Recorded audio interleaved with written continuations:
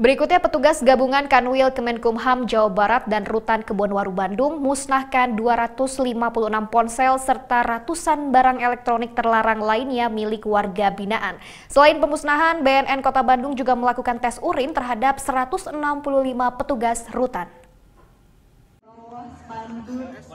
Sebanyak 256 ponsel dimusnahkan petugas gabungan Kanwil Kemenkumham Jawa Barat dan Rutan Kebonwaru Bandung, Jawa Barat. Tak hanya ponsel, petugas juga memusnahkan ratusan peralatan elektronik lainnya yang terlarang berada di dalam lingkungan rutan. Ratusan ponsel dan barang elektronik ini dirazia petugas dari serangkaian razia yang digelar sepanjang Mei 2018 hingga Februari 2019. Pemusnahan barang terlarang selain merupakan tindak lanjut instruksi Direktur Kamtib Kementerian Hukum dan HAM atas sejumlah kejadian adanya warga binaan yang menjadi otak peredaran narkoba yang dikendalikan dari dalam lapas. Pemusnahan ini juga sebagai langkah preventif dalam mencegah kemungkinan adanya oknum pegawai rutan dan lapas yang turut berperan dalam masuknya ponsel ke dalam lapas. Tak hanya menggelar pemusnahan barang bukti, Badan Narkotika Nasional Kota Bandung juga menggelar tes urin terhadap 165 petugas sipir Rutan Kebonwaru Bandung.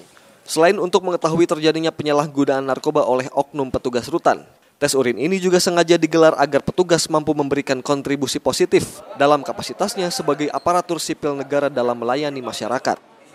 Dengan kegiatan ini, ke depan Rutan Bandung mudah-mudahan aman dari barang-barang terlarang.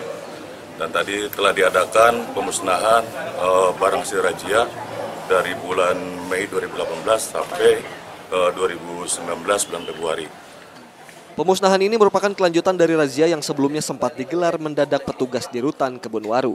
Anggi Putra melaporkan untuk NET.